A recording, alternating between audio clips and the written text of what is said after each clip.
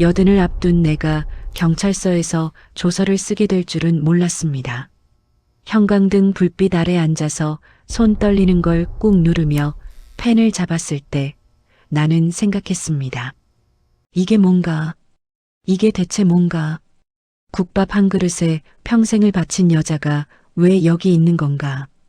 이 이야기가 궁금하시다면 끝까지 들어보세요. 구독과 좋아요 눌러주시면 내가 왜 며느리를 상대로 법정까지 가게 됐는지 전부 말씀드리겠습니다. 내 이름은 강순덕입니다. 경상도 시골 출신에 배운 것도 없고 가진 것도 없이 서울로 올라와서 처음 한 일이 식당 설거지였습니다. 손이 터서 겨울마다 피가 났고 쉬는 날이 뭔지도 몰랐습니다. 그렇게 몇 년을 모아서 작은 국밥집 하나를 차렸습니다. 새벽 4시에 나가서 육수 올리고 밤 10시에 문 닫고 들어오는 게 내 하루였습니다. 남편은 아들 초등학교 때 먼저 떠났습니다. 갑작스러운 사고였습니다. 장례 치르고 나서 사흘을 울었는지 모르겠습니다.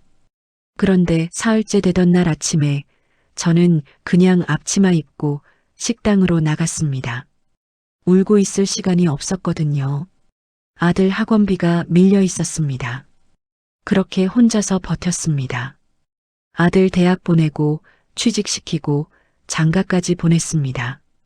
결혼식 날 아들 손잡고 입장하면서 나는 속으로 생각했습니다.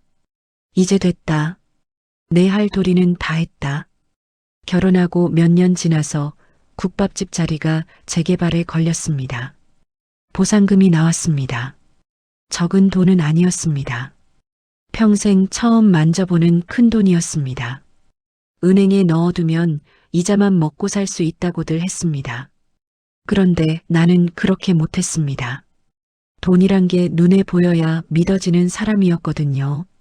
그래서 건물을 샀습니다. 크지 않습니다. 낡은 상가 건물, 지하 하나에 지상 3층짜리. 그래도 내 이름으로 된 건물이었습니다. 등기부등본 받아서 혼자 한참 들여다봤습니다. 강순덕. 내 이름 석자가 거기 찍혀 있었습니다. 이게 내 노후였습니다. 이게 내 인생이었습니다. 그런데 어느 날 며느리가 식당으로 찾아왔습니다. 아들은 없었습니다. 며느리 혼자였습니다. 점심 장사가 막 끝난 시간이었고 나는 피곤해서 홀 의자에 앉아 쉬고 있었습니다. 며느리가 들어오더니 맞은편에 앉았습니다. 웃고 있었습니다. 어머니, 요즘 좀 어떠세요? 그냥 안부 묻는 줄 알았습니다. 차 한 잔 마시면서 이야기 나누다 가겠거니 했습니다. 그런데 며느리는 가방에서 서류 하나를 꺼냈습니다. 테이블 위에 밀어놓으면서 말했습니다. 어머니, 건물 제 명의로 넘기세요. 그 순간 내 귀를 의심했습니다. 방금 내가 뭘 들은 건가? 이 사람이 지금 뭐라고 한 건가? 나는 멍하니 며느리 얼굴을 봤습니다. 며느리는 여전히 웃고 있었습니다. 마치 당연한 부탁을 하는 사람처럼, 마치 내가 당연히 그러겠다고 할 것처럼. 그 웃음이 무서웠습니다. 평생 살면서 많은 얼굴을 봤습니다. 억울한 얼굴, 화난 얼굴, 슬픈 얼굴. 그런데 그렇게 웃으면서 사람 심장을 후비는 얼굴은 처음이었습니다. 내 인생이 무너지는 소리가 들렸습니다. 국밥 연기 속에서 보낸 수십 년이 손등에 남은 흉터들이, 혼자 새벽을 버텨온 날들이 전부 그 서류 한 장 앞에 무너지는 것 같았습니다. 나는 그날 아무 말도 못했습니다. 그리고 그게 내 첫 번째 실수였습니다. 며느리는 의자에 앉지도 않았습니다. 서류를 테이블에 밀어놓고 그냥 서 있었습니다. 손은 가방 끈을 잡고 있었고 자세는 편했습니다. 오래 있을 생각이 없다는 뜻이었습니다. 잠깐 들러서 볼일만 보고 나가겠다는 태도였습니다. 마치 은행 창구에 서류 하나 제출하러 온 사람처럼. 그 모습을 보면서 나는 처음으로 이 아이를 제대로 보는 것 같았습니다. 결혼하고 몇 년 동안 나는 며느리를 좋은 쪽으로만 보려 했습니다. 무뚝뚝해도 나쁜 아이는 아니다. 살갑지 않아도 아들이 좋다면 된 거다. 명절에 한두 번 안 와도 전화가 없어도 나는 그냥 그런가 보다 했습니다. 시어머니와 가까운 며느리가 어디 있냐고 스스로 달랬습니다. 그런데 지금 내 앞에 서 있는 이 사람은 내가 애써 좋게 봐온 그 며느리가 아니었습니다. 저 사업하려고요. 건물 필요해요. 말투가 담백했습니다. 설명도 없었고 이유도 없었습니다. 어떤 사업인지, 왜 하필 내 건물이어야 하는지 그런 말은 한마디도 없었습니다. 그냥 필요하다고 했습니다. 마치 당연히 줄 수 있는 사람한테 당연히 달라고 하는 것처럼 나는 피식 웃었습니다. 웃음이 나왔습니다. 내가 무슨 사업을 한다고 틀린 말이 아니었습니다. 며느리는 결혼 후에 따로 일한 적이 없었습니다. 아들 벌이로 살림을 했고 내가 보기엔 딱히 뭘 준비하는 것 같지도 않았습니다. 그러니 사업이라는 말이 선뜻 믿기지 않았습니다. 그런데 며느리 표정이 바뀌었습니다. 웃음이 사라졌습니다. 어머니, 이제 나이 많으시잖아요. 건물 관리 힘드시잖아요. 그 말을 듣는 순간 웃음이 싹 거쳤습니다. 나이 많다. 그 네 글자가 어떻게 들렸는지 모르시겠습니까? 그건 그냥 사실을 말한 게 아니었습니다. 그건 당신은 이제 다 됐다는 말이었습니다. 당신은 이제 슬슬 물러날 때가 됐다는 말이었습니다. 내가 평생 일군 것들을 내놓아야 할 이유로 내 나이를 들이미는 거였습니다. 손이 떨렸습니다. 테이블 아래로 손을 내려서 꽉 쥐었습니다. 떨리는 걸 보이기 싫었습니다. 그 아이 앞에서 흔들리는 걸 보이기 싫었습니다. 그 건물이 뭔지 이 아이는 모를 겁니다. 새벽 4시에 일어나서 육수 올리던 날들, 겨울에 손이 터도 쉬지 못하던 날들, 남편 없이 아들 하나 붙들고 버티던 날들, 그 세월이 전부 녹아서 만들어진 게 그 건물입니다. 등기부등본에 찍힌 내 이름 석자가 내가 살아온 증거였습니다. 그걸 관리가 힘들다는 이유로 넘기라고요. 나이가 많다는 이유로요. 나는 천천히 숨을 골랐습니다. 그리고 또렷하게 말했습니다. 안 된다. 2글자였습니다. 설명도 없었고 이유도 없었습니다. 그냥 안 된다고 했습니다. 며느리가 서류를 내밀던 것처럼 나도 그냥 딱 잘랐습니다. 며느리가 나를 봤습니다. 잠깐 침묵이 흘렀습니다. 그리고 며느리가 조용히 웃었습니다. 아까 처음 들어올 때 짓던 그 웃음이었습니다. 부드럽고 차갑고 아무것도 놀라지 않은 얼굴이었습니다. 마치 내가 안 된다고 할 줄 이미 알고 있었던 것처럼, 마치 이 다음 순서도 다 정해져 있다는 것처럼. 그리고 말했습니다. 그럼 저 이혼할게요. 나는 그 자리에서 굳었습니다. 이혼. 그 단어가 식당 안에 떨어졌습니다.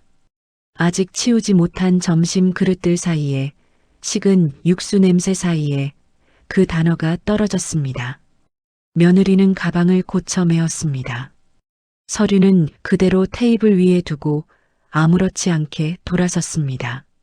나는 그 뒷모습을 보면서 생각했습니다. 이 아이가 처음부터 이걸 노리고 들어온 건 아닐까? 안 된다는 말을 들을 준비를 하고 온 게 아닐까? 그리고 이혼이라는 카드도 오늘 처음 꺼낸 게 아닌 게 아닐까?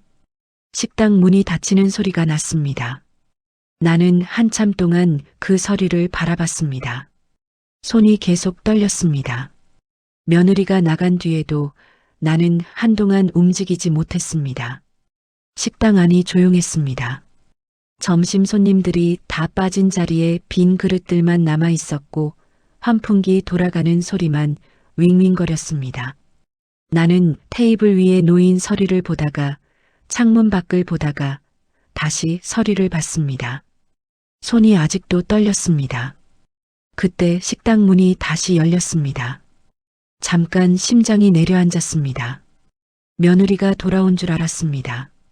그런데 단골 할아버지였습니다. 늦은 점심 드시러 오신 거였습니다. 나는 아무렇지 않은 얼굴로 일어나서 국밥 한 그릇 끓였습니다. 손이 떨려도 국자는 들 수 있었습니다. 평생 그렇게 살아왔으니까요. 할아버지 보내고 나서 나는 다시 혼자가 됐습니다. 그리고 며느리가 나가면서 한 말이 다시 떠올랐습니다. 이혼할게요. 그 말이 자꾸 귓가에 맴돌았습니다. 그런데 이상하게 진짜 무서운 말은 그게 아니었습니다. 며느리가 돌아서면서 덧붙였습니다. 이혼하면 손주도 못 보실 거예요. 그 말을 들은 순간 숨이 막혔습니다. 손주 민준이가 떠올랐습니다. 7살입니다. 눈웃음이 아들 어릴 때랑 똑같은 아이입니다. 명절에 오면 내 앞치마 잡고 부엌 따라다니던 아이. 국밥 국물 호호 불어서 먹여주면 맛있다고 그릇 비우던 아이. 그 아이 얼굴이 스쳤습니다. 며느리는 그걸 알고 있었습니다. 내가 그 아이한테 약하다는 걸, 건물보다 돈보다 그 아이 한 명이 내 급소라는 걸 처음부터 알고 왔던 겁니다. 나는 그날 처음으로 며느리가 무섭다고 생각했습니다. 식당 문 닫고 집에 들어오자마자 아들한테 전화를 했습니다.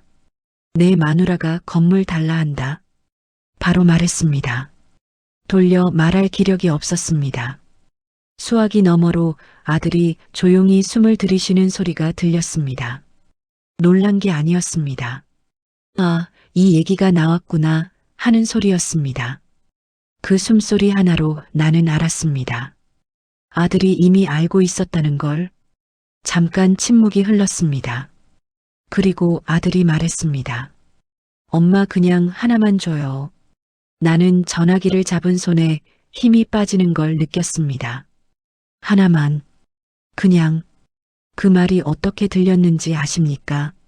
그건 엄마 편이 아니었습니다. 내 아들이 내 편이 아니었습니다.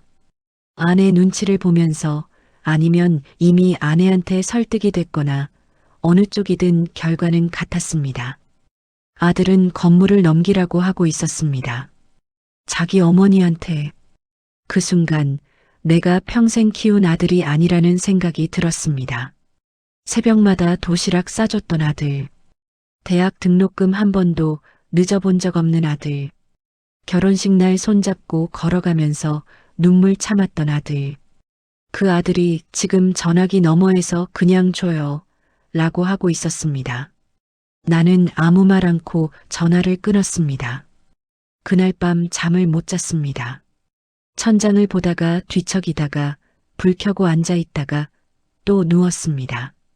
며느리 얼굴이 떠올랐다가 아들 목소리가 들렸다가 민준이 얼굴이 떠올랐다가 그게 밤새 반복됐습니다. 억울했습니다. 화가 났습니다. 무서웠습니다. 그런데 새벽 4시쯤 딱 평생 육수 올리러 일어나던 그 시간에 나는 갑자기 조용해졌습니다. 그리고 처음으로 생각했습니다. 그래, 원하는 걸 다 줘보자. 그런데 거저는 안 된다. 내가 이렇게 당하고만 끝날 수는 없다.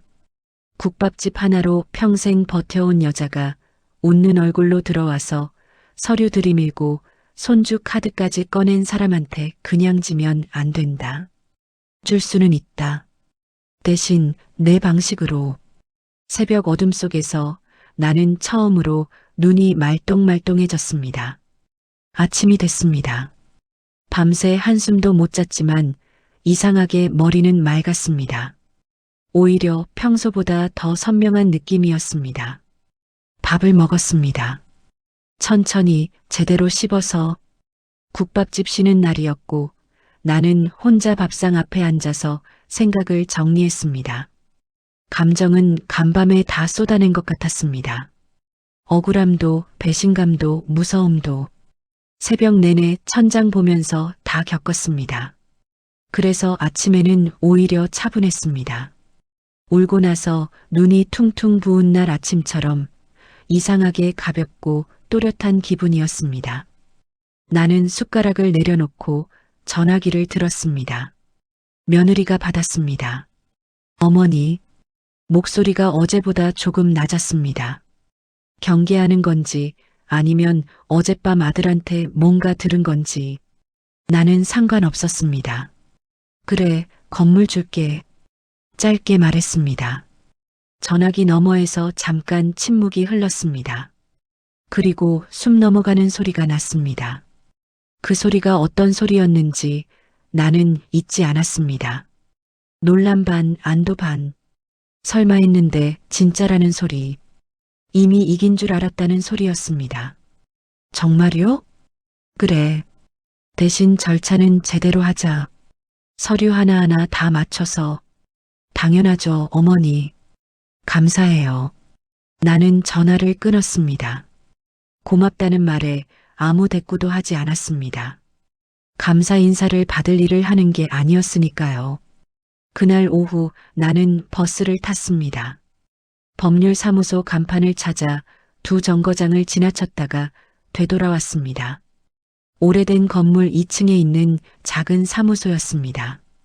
문 앞에서 잠깐 섰습니다. 살면서 변호사라는 사람을 만나본 적이 없었습니다.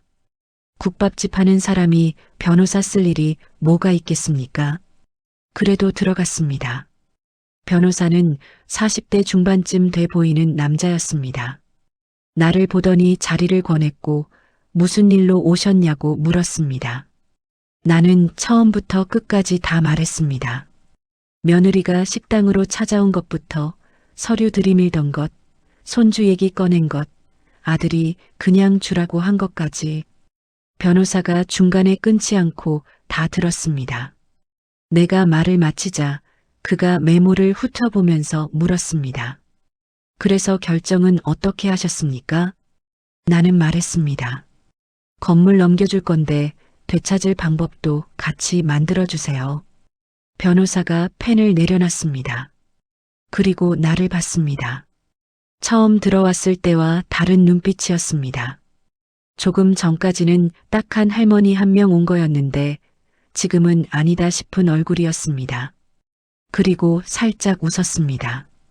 어르신 복수하시려는 겁니까? 나는 잠깐 그 말을 씹었습니다. 복수? 그 단어가 내 마음에 맞는 말인지 생각해 봤습니다. 아니었습니다. 며느리를 무너뜨리고 싶은 게 아니었습니다. 아들을 혼내주고 싶은 것도 아니었습니다. 이기고 싶다거나 상처를 되갚아주고 싶다거나 그런 마음이 아니었습니다. 그런 감정은 새벽에 다 소진됐습니다. 내가 원하는 건 딱 하나였습니다. 내 것을 내 것으로 끝내는 것.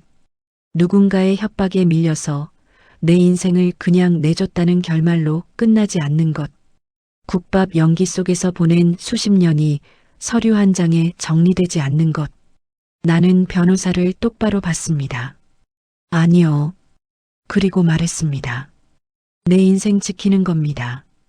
변호사가 다시 펜을 들었습니다. 이번엔 자세가 달랐습니다. 등을 세우고 메모지를 새로 폈습니다. 그리고 말했습니다. 말씀해 보세요. 어떤 방식으로 넘기실 생각입니까? 창문 밖으로 오후 햇살이 들어왔습니다. 나는 오랜만에 어깨가 펴지는 걸 느꼈습니다.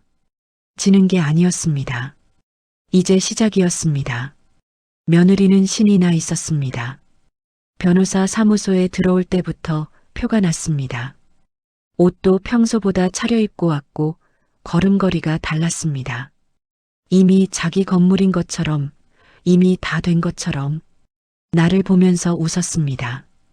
어머니 하면서 살갑게 굴었습니다.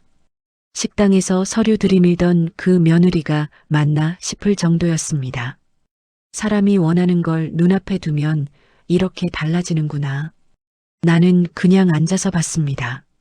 아무 말 없이 변호사가 서류를 펼쳤습니다. 며느리는 기대에 찬 얼굴로 앞에 앉았습니다.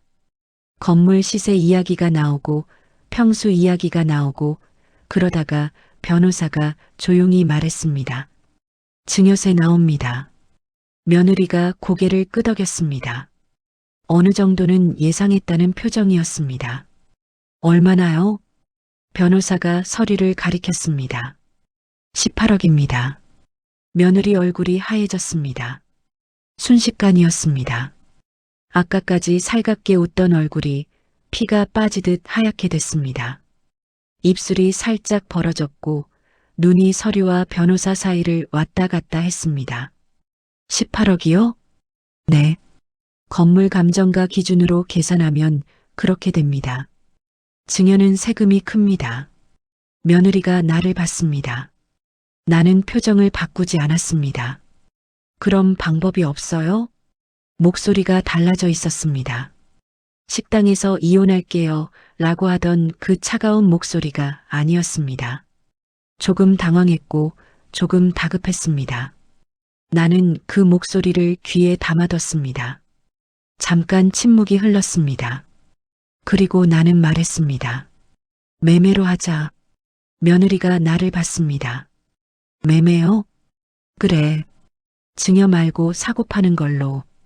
그러면 세금 구조가 달라지지. 변호사가 거들었습니다.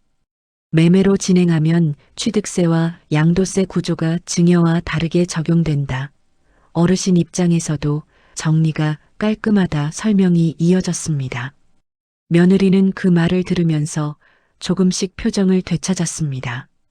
18억이라는 숫자가 사라지는 것 같았으니까요. 그런데 매매에는 대금이 필요합니다. 변호사가 서류 한 장을 내밀었습니다. 차용증입니다. 매매 대금에 대한 금전 소비대차 계약서입니다. 며느리가 금액을 받습니다. 50억? 숫자를 보는 눈이 잠깐 흔들렸습니다. 그런데 이상하게 며느리는 크게 당황하지 않았습니다. 아마 이렇게 생각했을 겁니다. 어차피 시어머니가 나한테 건물 주는 거니까. 서류상 숫자일 뿐이니까. 실제로 50억을 갚을 일은 없을 거니까. 변호사가 설명을 이어갔습니다. 매매 계약서와 차용증을 함께 작성하는 방식, 공증 절차, 등기 이전 일정. 며느리는 고개를 끄덕이면서 들었습니다. 이해했다기보다는 어서 도장 찍고 건물 가져가고 싶다는 얼굴이었습니다. 그리고 펜을 들었습니다. 웃으면서 도장을 찍었습니다. 그 순간 나는 알았습니다. 게임이 끝났다고. 며느리는 건물을 얻었다고 생각했을 겁니다. 시어머니를 설득했다고, 이겼다고 생각했을 겁니다. 도장 찍은 손을 보면서 흡족한 얼굴이었습니다. 그런데 그 차용증에는 조항이 있었습니다. 변호사와 내가 며칠에 걸쳐 만든 조항들이었습니다.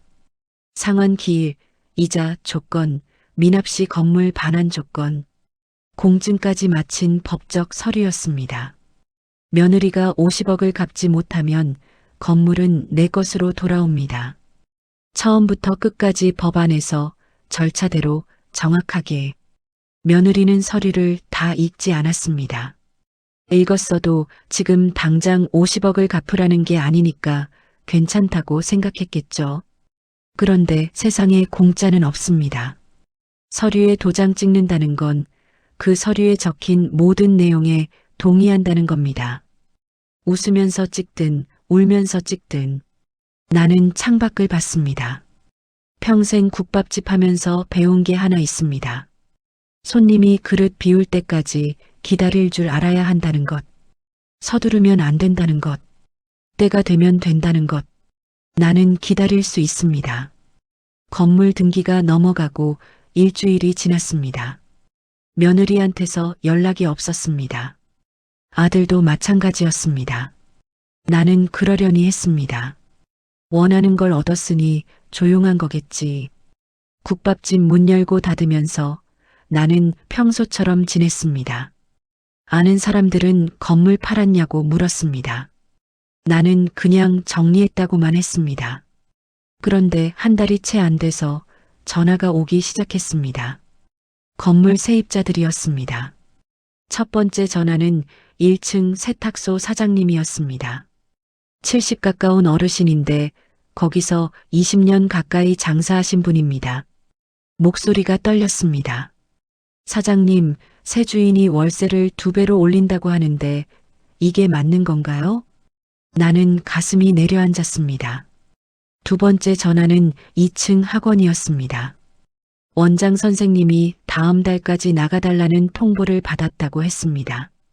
계약 기간이 아직 반년이나 남았는데 나가지 않으면 법적으로 처리하겠다는 말을 들었다고 했습니다. 목소리가 울먹였습니다. 세 번째는 3층 작은 사무실 직원이었습니다. 보증금을 돌려줄 테니 당장 비워달라고 했다면서 어떻게 된 거냐고 물었습니다. 나는 전화 받을 때마다 죄송하다는 말밖에 할 수가 없었습니다. 며느리가 건물 주인이 되자마자 변했습니다. 아니, 변한 게 아니었습니다. 원래 그런 사람이었는데 이제 드러난 거였습니다. 월세를 올리고 세입자를 내보내고 건물을 통째로 리모델링해서 자기 사업 공간으로 쓰겠다고 했습니다. 20년 된 세탁소도 아이들 다니는 학원도 아무 상관 없었습니다. 그냥 비워야 할 공간이었습니다. 소문은 빨리 퍼졌습니다. 동네에서 내 이름으로 알려진 건물이었으니까요. 오래된 단골들이 나한테 물어왔습니다. 순떡 씨, 어떻게 된 거야? 세탁소 어르신이 울었다는데 학원 애들은 어떻게 되는 거야? 나는 그 말들을 들으면서 속으로 삭혔습니다. 기다리자. 조금만 더 기다리자. 2달이 지났습니다. 나는 변호사 사무소에 갔습니다. 변호사가 서류를 검토했습니다.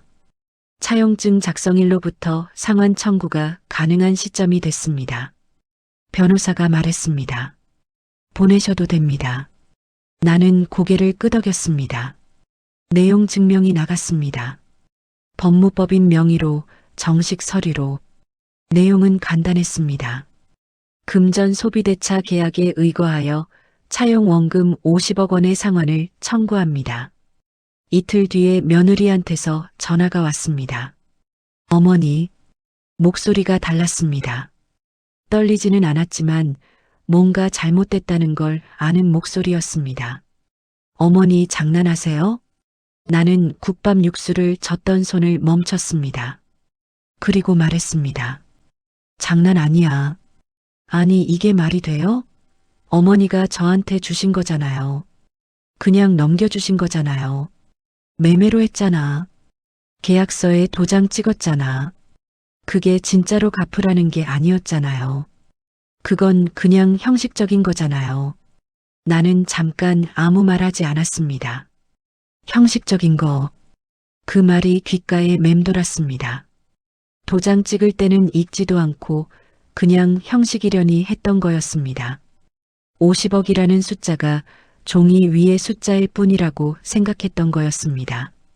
나는 다시 육수를 저었습니다. 계약이야. 짧게 말했습니다.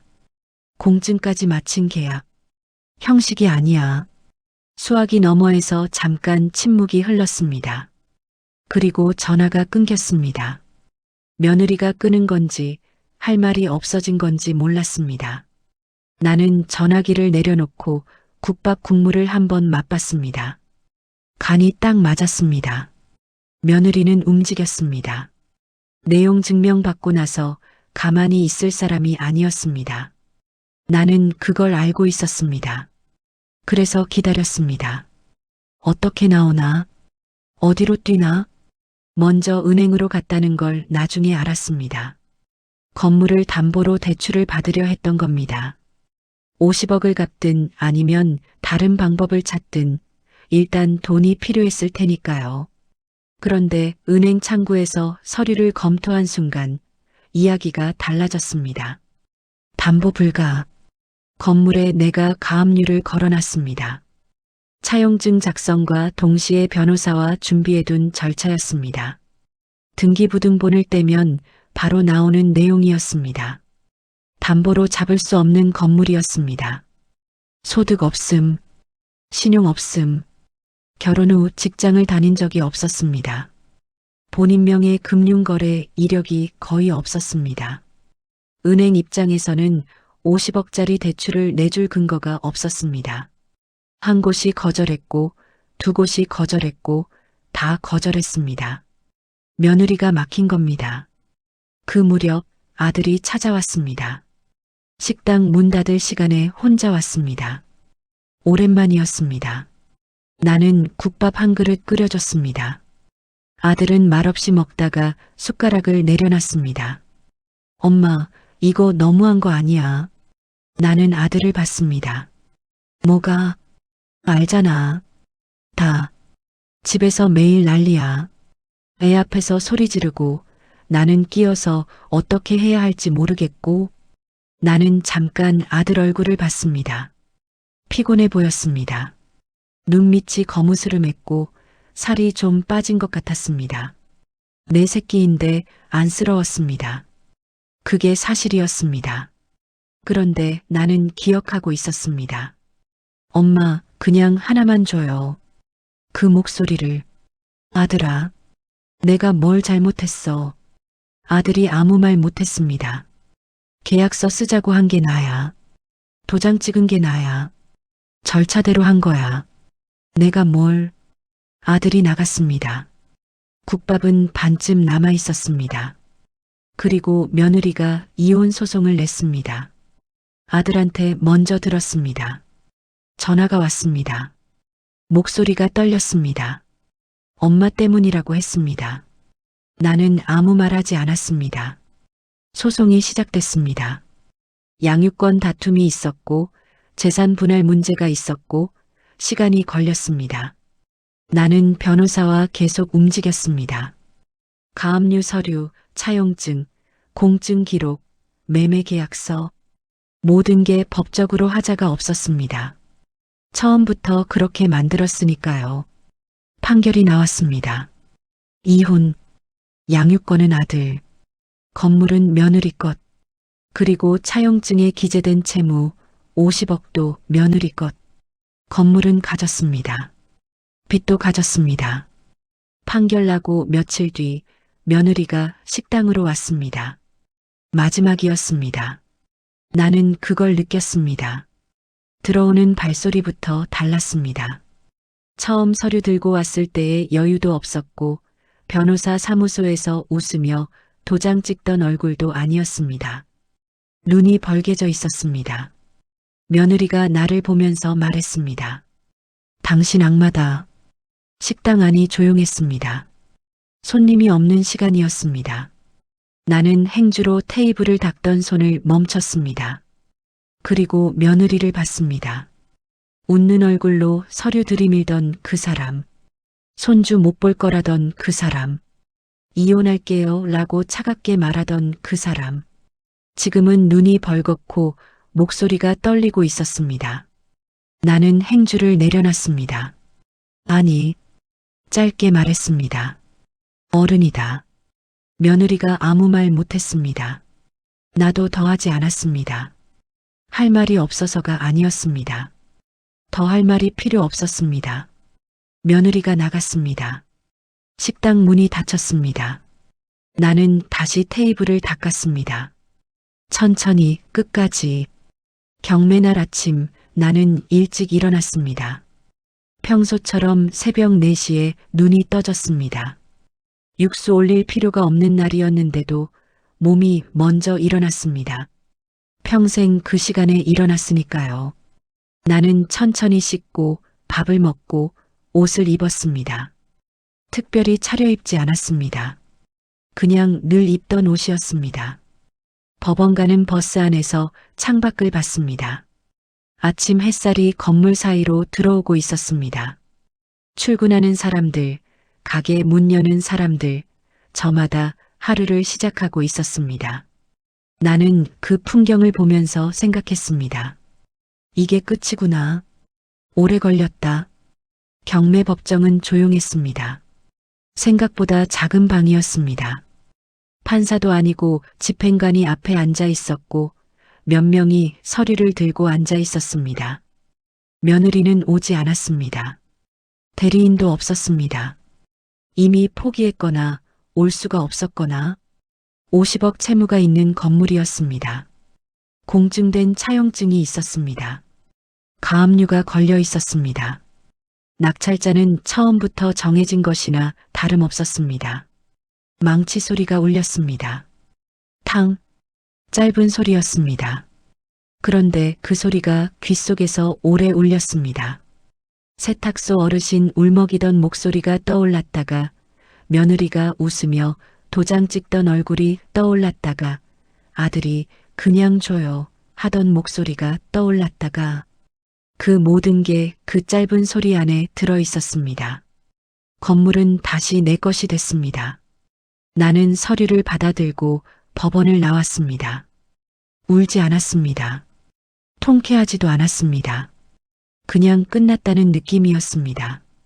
오래된 짐을 내려놓은 것처럼 홀가분하면서도 어딘가 허한 그런 느낌. 아들이 기다리고 있었습니다. 법원 입구 앞에 서 있었습니다. 언제부터 있었는지 몰랐습니다. 나를 보더니 다가왔습니다. 그리고 그 자리에서 무릎을 꿇었습니다. 엄마 미안해요. 목소리가 갈라졌습니다. 주변 사람들이 흘깃봤습니다. 나는 잠깐 아들을 내려다봤습니다. 피곤해 보였습니다. 많이 낡아 있었습니다. 이혼 소송 동안 얼마나 힘들었을지, 민준이 데리고 어떻게 버텼을지, 내 새끼인데 다 보였습니다. 나는 아들 어깨에 손을 얹었습니다. 일어나라. 아들이 일어났습니다. 눈이 빨개져 있었습니다. 나는 아들 얼굴을 한번 보고 말했습니다. 이번 일 기억해라. 아들이 고개를 끄덕였습니다.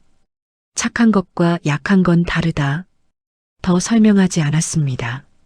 그 말 하나면 충분했습니다. 아들은 알아들을 나이가 됐습니다. 몰라서 그런 게 아니었으니까요. 알면서 약했던 겁니다. 그 차이를 이제는 알겠지 싶었습니다. 그리고 지금 나는 다시 식당에 앉아 있습니다. 토요일 오후입니다.